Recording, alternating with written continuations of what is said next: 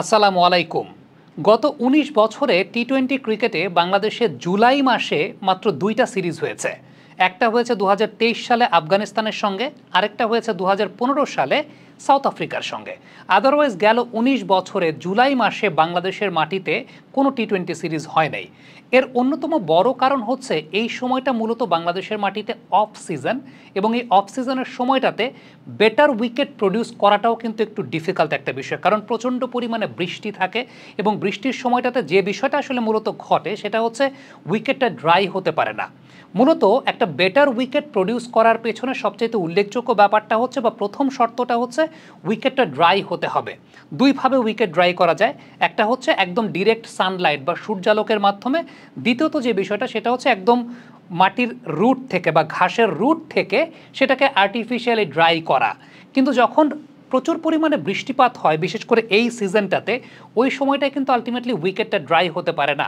আপনি যদি এই টি-টোয়েন্টি সিরিজের আগে চিন্তা করেন, আগের 10 দিনে 8 দিনই মোটামুটি ঢাকা শহরে বৃষ্টি হয়েছে, উইকেট কাভার্ড ছিল, এবং সবচেয়ে উল্লেখযোগ্য ব্যাপার যে সূর্যালোক পায় নাই।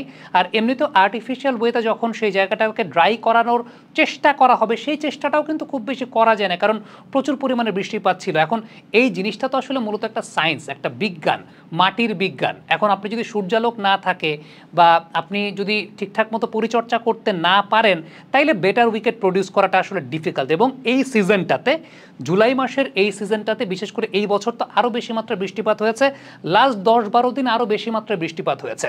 সো এই সময়টাতে বেটার উইকেট প্রডিউস করাটা বা একদম টপ নচ বা টপ কোয়ালিটির উইকেট প্রডিউস করাটা, কাজটা আসলে ডিফিকাল্ট, কাজটা অত সহজ না। উল্টো আমার কাছে মনে হয়েছে যে এই সিজন আন্দাজে মিরপুরে একটু বেটার উইকেটই প্রডিউস করা হয়েছে। এবং ইন্টারন্যাশনাল ক্রিকেটে আসলে আপনি কন্ডিশন সবসময় একরকম থাকবে না, বা আপনি সবসময় এক কন্ডিশনে ক্রিকেট খেলবেন। ইন্টারন্যাশনাল ক্রিকেটে আপনাকে ডিফারেন্ট কন্ডিশনেও ক্রিকেট খেলতে হবে। ইভেন গত বিশ্বকাপে কিংসটাউনে যে ম্যাচগুলো হয়েছিল টি-টোয়েন্টি ওয়ার্ল্ড কাপে, সবগুলোই কিন্তু স্টিকি কন্ডিশনেই খেলা হয়েছে। আপনি বাংলাদেশ 115 করতে পারে নাই আফগানিস্তানের সঙ্গে, আফগানিস্তান অস্ট্রেলিয়াকে হারিয়েছে, নেপাল এবং সাউথ আফ্রিকার ম্যাচটা 1 রানে মাত্র সাউথ আফ্রিকা জয়লাভ করেছে, একদম খুব কানের কাছ দিয়ে তাদের গুলি চলে গিয়েছিল। সো ইন্টারন্যাশনাল ক্রিকেটে এই অজুহাতগুলো দেয়া একেবারেই সমীচীন হয় না যে কন্ডিশনের কারণে আমি বেটার আউটপুট দিতে পারিনি। হ্যাঁ, আপনার প্র্যাকটিসের জায়গাটা আপনি যদি মিরপুরের মতো জায়গায় করেন, দেন ইটস ডিফিকাল্ট, আপনার স্কিল ডেভেলপমেন্টের জায়গা। আমি সবসময় যে বিষয়টা বলি যে ইন্টারন্যাশনাল ক্রিকেটে কন্ডিশন যেরকমই হোক না কেন, আপনাকে অ্যাডজাস্ট করতে হবে, কিন্তু আপনি বেটার প্র্যাকটিসের জায়গাটা সেখানে মিরপুর থেকে সরান, চট্টগ্রামে নেন, কিংবা বগুড়াতে নেন, কিংবা রাজশাহীতে নেন, সেটা একটা খুব উল্লেখযোগ্য ব্যাপার। এখন আজকে এই ম্যাচটার পর পাকিস্তান টেলিভিশন চ্যানেলে আমি দেখছিলাম যে শোয়েব আখতার এবং বাজিদ খান তারা টকশোতে আলোচনা করছিলেন। তারা কিন্তু বাংলাদেশের প্রশংসা করেছেন, পাকিস্তানি ব্যাটারদের পাওয়ার প্লে ব্যাটিংয়ের সমালোচনা করেছেন। সমালোচনা করার পিছনে সবচেয়ে উল্লেখযোগ্য কারণটা হচ্ছে পাওয়ার প্লে ব্যাটিংয়ে তারা যেভাবে আউট হয়েছেন, সেটাকে আপনি উইকেটকে খুব বেশি ব্লেম দিতে পারবেন না। মানে নর্মালি মিরপুর শুনলে যেটা বলা হয় যে লো উইকেট, পাওয়ার প্লেতে পাকিস্তানি ব্যাটসম্যানরা লো উইকেটের কারণে আউট হন নাই। প্রথম যে রান আউটটা হয়েছে সাইম আয়ুব, সেখানে উইকেটের দায় নাই। এরপর আলটিমেটলি শরীফুল যে বলটায় উইকেটটা পেয়েছেন মোহাম্মদ হারিসের, সেটা on any kind of surface সেটা একটা চ্যালেঞ্জিং ব্যাপার। তানজিম সাকিব যে দুটা বলে উইকেট পেয়েছেন, আপনি একটু খেয়াল করে দেখেন, বল তো আরও এক্সট্রা বাউন্স করেছে, স্টিকি কন্ডিশন, মুভমেন্ট পেয়েছেন, বল কিন্তু আরও এক্সট্রা হাইট পেয়েছেন, ইভেন হাইট পেয়েছে। ফখর জামান যে বলটায় আউট হয়েছেন, সেই বলটাও কিন্তু ইভেন হাইট পাওয়া গেছে। ইনফ্যাক্ট আপনি যদি এই স্টিকি কন্ডিশনে চিন্তা করেন, পাকিস্তানের পক্ষে 7টা উইকেট পেস বোলাররা নিয়েছেন, বাংলাদেশের পক্ষে 6টা উইকেট পেস বোলার নিয়েছেন। এবং পাকিস্তানের সবচেয়ে উল্লেখযোগ্য ব্যাপার যেটা ছিল যে পাকিস্তান কিন্তু পাওয়ার প্লেতে ব্যাটিং কলাপস করেছে, এবং পাকিস্তানের পাওয়ার প্লেতে ব্যাটিং কলাপসের কথা যদি বলা হয়, সেই জায়গাটাতে আলটিমেটলি আপনি বলতে পারবেন না যে উইকেট বল লো হয়ে গিয়েছিল এই কারণে। হ্যাঁ, কন্ডিশন ওয়াজ স্টিকি, কন্ডিশন ওয়াজ চ্যালেঞ্জিং।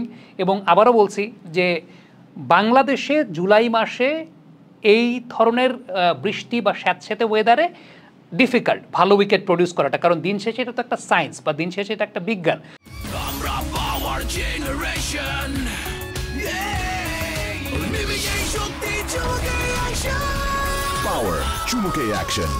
তো এই কারণেই কিন্তু নর্মালি আমাদের দেশে এই সিজনে ইন্টারন্যাশনাল ক্রিকেট ওইভাবে হয় না। সূর্যের আলোটা বা উইকেট ড্রাই হওয়াটা খুব ইম্পর্টেন্ট। আরেকটা বিষয় যেটা হয় সেটা হচ্ছে যে এই টাইপের কন্ডিশনে উল্টো যত সময় যায়, সেকেন্ড ইনিংসের সময়টার কথা যদি আমি বলি, ফ্লাড লাইটের আলো থাকে, আলোর একটা হিটের জায়গা আছে, উইকেটটা আর একটু ড্রাই হওয়া শুরু করে। আমরা কিন্তু এর আগের দিন দেখেছিলাম যে বাংলাদেশ এই কন্ডিশনে সেকেন্ড ইনিংসে বেটার আউটপুট দিয়েছে বা বেটার ব্যাটিং করেছে, কিন্তু শুরুর দিকে আজকে কিন্তু দুপুরেও বৃষ্টি হয়েছিল, আজকে দুপুরের পরেও বৃষ্টি হয়েছে, মিরপুরেও বৃষ্টি হয়েছে, উইকেট কাভার্ড ছিল। সো উইকেট কাভার্ড থাকলে আপনি যখন উইকেট খুলবেন, এটা কিন্তু লর্ডসের মাটিতেও যদি চিন্তা করেন, সেখানেও কিন্তু প্রথমে 1 ঘন্টা টেস্ট ম্যাচ ক্রিকেটে, বৃষ্টির পর লর্ডসের মাটিতেও প্রথমে 1 ঘন্টা টেস্ট ম্যাচ ক্রিকেটে চ্যালেঞ্জিং। এখন এখানেও ব্যাপারটা আসলে সেরকম যে যেহেতু বৃষ্টি হচ্ছে, আলটিমেটলি ওই সুযোগটা নাই আসলে উইকেটটা পরিচর্যা করার। যেটা হয়, ইংল্যান্ডে কিন্তু হোভার কাভার ব্যবহার করা হয়। ইংল্যান্ডের ওয়েদার অনুযায়ী যেহেতু সেখানে ম্যাক্সিমাম টাইমে বৃষ্টি চলতে থাকে এবং সানলাইটও দেখা যায় যে সবসময় খুব বেশি পাওয়া যায় না, সো উইকেট পরিচর্যার জন্য ময়েশ্চারটাকে ওইভাবে অ্যাবজর্ব করার জন্য হোভার কাভার ইউজ করা হয়।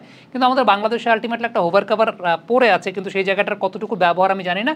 কিন্তু প্র্যাকটিক্যালি আপনি যদি চিন্তা করেন যে এই সিজনে এইখানে একদম টপ কোয়ালিটির উইকেট প্রডিউস করাটা ডিফিকাল্ট, এখানে অ্যাডজাস্টমেন্ট করতে হয়। এখন পাকিস্তান আসলে অ্যাডজাস্ট করতে পারে নাই। বাজিদ খান এবং শোয়েব আখতারের কথা বলছিলাম, তারা কিন্তু বারবার এই কথাটাই বলছিলেন যে পাকিস্তান অ্যাডজাস্ট করতে পারে না, তাদের অ্যাডজাস্টমেন্টে প্রবলেম হয়েছে। এবং সত্যিকারের অর্থে পাওয়ার প্লেতে তাদের যে ব্যাটিং কলাপসটা, সেই জায়গাটা আপনি উইকেটকে খুব বেশি দায়ও দিতে পারবেন না, কারণ উইকেট এমন না যে উইকেট বল লো হয়ে গেছে, উল্টো তানজিম সাকিব এক্সট্রা বাউন্সও পেয়ে গেছেন। সো আলটিমেটলি ফ্যাক্ট ওই জায়গাটাতেই যে ইন্টারন্যাশনাল ক্রিকেটে আপনি সব ধরনের কন্ডিশনেই অ্যাডজাস্ট করতে হবে। এখন আপনি এই কথাটা বলতে পারেন যে মিরপুরে খেলে টি-20-র কী প্রিপারেশন নেওয়া হচ্ছে। ইন্টারন্যাশনাল ক্রিকেটে খেলে কোনো প্রিপারেশন নেওয়া হয় না, প্রিপারেশনটা নিতে হয় প্র্যাকটিস সেশনে।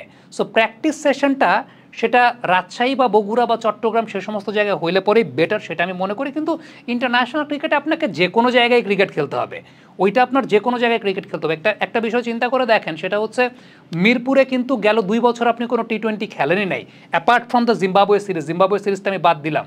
গেল 2 বছরে কিন্তু মিরপুরে ম্যাচ হয় নাই, ম্যাচ কিন্তু হয়েছে আপনার সিলেটে বা চট্টগ্রামের মতো জায়গাতে। সো তাতেও কি টি-20 ক্রিকেটের খুব বেশি উন্নতি হয়েছে আমাদের? ফ্যাক্টটা ওই জায়গাটা। প্রিপারেশন যদি আপনি বলেন, প্রস্তুতির ক্ষেত্রে ডেফিনেটলি মিরপুরে যে ধরনের কন্ডিশন থাকে, এই ধরনের কন্ডিশনে প্রস্তুতিটা আদর্শ হয় না, ভালো জায়গায় প্রস্তুতি নিতে হয়। কিন্তু আপনি যদি ক্রিকেট ম্যাচের কথা বলেন, ইন্টারন্যাশনাল ক্রিকেটে ম্যাচ যে কোনো জায়গাতেই হতে পারে, এখানে আসলে আমি দোষের কোনো কিছু দেখি না। কমেন্ট বক্সে আপনাদের মন্তব্য মতামত জানতে চাই।